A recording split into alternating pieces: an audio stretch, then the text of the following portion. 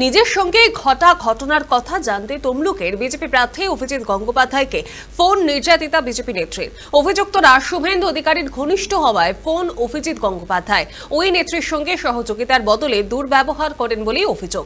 সন্দেশখালীর ঘটনা নিয়ে যখন রাজ্য রাজনীতি উত্তাল হয়, ঠিক তখনই গত 19শে ফেব্রুয়ারি বিজেপির জেলা কমিটির নেত্রীকে বিয়ের প্রতিশ্রুতি ও বড় পদ পাইয়ে দেওয়ার প্রলোভন দিয়ে দিনের পর দিন ধর্ষণ, মারধর, প্রাণে মেরে ফেলার চেষ্টা সহ ফোন কেড়ে নেওয়ার অভিযোগ সামনে আসে বিজেপি নেতাদের বিরুদ্ধে।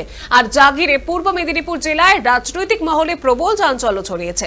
অভিযোগ উঠছে যে বিজেপি নেতা দেবকমল দাস, শঙ্কর জানা সহ বেশ কয়েকজনের বিরুদ্ধে সহযোগিতা পাওয়ার আশায় সম্প্রতি তমলুকের বিজেপি প্রার্থী অভিজিৎ গঙ্গোপাধ্যায়কে ফোন করেন নির্যাতিতা। আর সেই ফোন কলের রেকর্ডিং এক অভিযুক্তের সঙ্গে অভিজিৎ গঙ্গোপাধ্যায়ের কথোপকথনকে হাতিয়ার করে সাংবাদিক বৈঠক করেছেন তমলুকের তৃণমূল প্রার্থী দেবাংশু ভট্টাচার্য।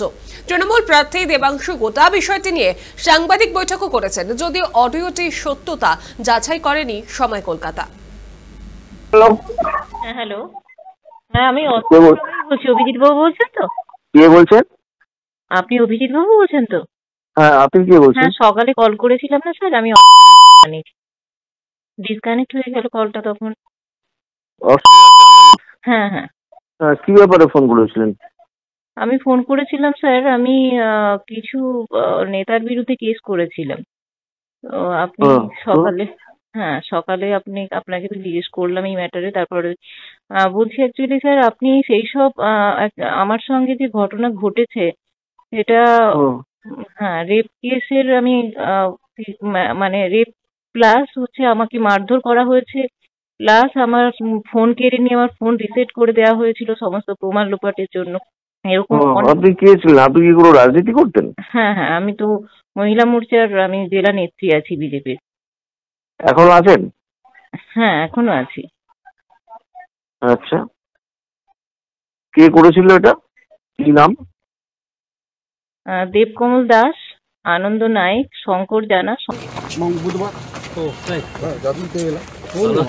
সমরেশ ধারা, আর স্বরূপ ভৌমি, বিশ্বজিৎ দত্ত, আরো রমা দত্ত সহ আরো কিছু জনের নাম। হ্যাঁ, নাম আরো অনেকের নাম আছে যারা পরে পরে হুমকি দিয়েছে এবং কাস্টডিতেও ছিল। তো আমায় কি করতে বলছেন?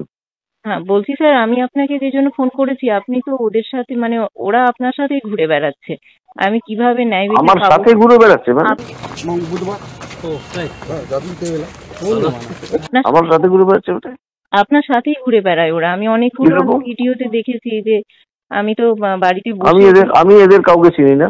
হ্যাঁ, আমার সঙ্গে ঘুরে বেড়ায় বলতে কি মিন করছেন? প্রচারে থাকে? হ্যাঁ, প্রচারে থাকে। প্রচারে তো কত লোকই থাকতে পারে, আমি সবাইকে চিনবো না? আপনি বলছিলেন একটা ভিডিওতে বলছিলেন স্যার যে হ্যাঁ আপনার কথা শুভেন্দুদা বলেছিল, ওরা সবাই শুভেন্দু বাবুর অনুগামী। সেই দিন বোধহয় শুভেন্দু আপনার কথাটাই বলছিলেন এবং খুব কাছের। এবং এটাও হয়েছে স্যার, শুভেন্দু বাবু আমাকে মুখ ঢাকা দেওয়ার জন্য, আমাকে কেস তুলে নেওয়ার জন্য লোক পাঠিয়েছিল।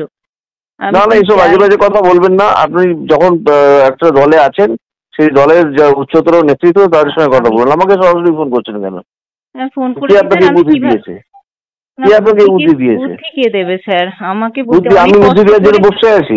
অনেক কষ্ট করে স্যার আপনার নাম্বারটা আমি বুদ্ধি দেওয়ার জন্য বসে আছি? আপনার তাই মনে হচ্ছে? না স্যার, আমি বুদ্ধি দেওয়ার জন্য বসে আছি? তাহলে বুদ্ধি না স্যার, আপনি ওদেরকে ধর্ষকদের নিয়ে সাথে নিয়ে যে ঘুরছেন স্যার। ফোন না করুন, আমাকে বিরক্ত করবেন না এভাবে। ফোন না করুন স্যার, আমার কথাগুলো শুনুন।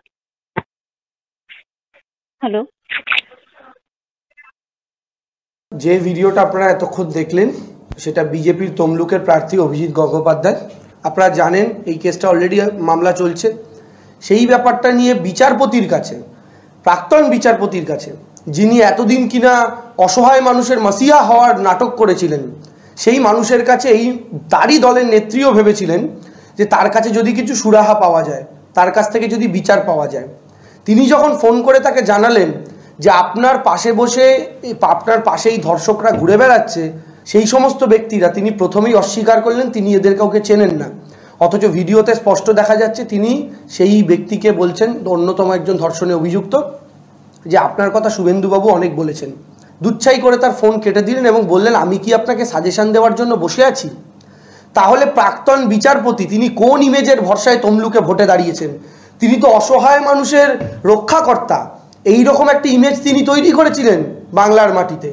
আজকে অসহায় একজন নারী, তারই দলের নেত্রী, তিনি যখন আজকে বিচারপতির কাছে বিচারের জন্য গেলেন, প্রাক্তন বিচারপতির কাছে, তখন প্রাক্তন বিচারপতি তার এজলাসের দরজাটা, তার রাজনৈতিক এজলাসের দরজাটা মুখের ওপরে বন্ধ করে দিলেন। তাহলে এতদিন আমরা যে অভিজিৎ গাঙ্গুলিকে দেখেছিলাম সবটাই কি ফেক ছিল?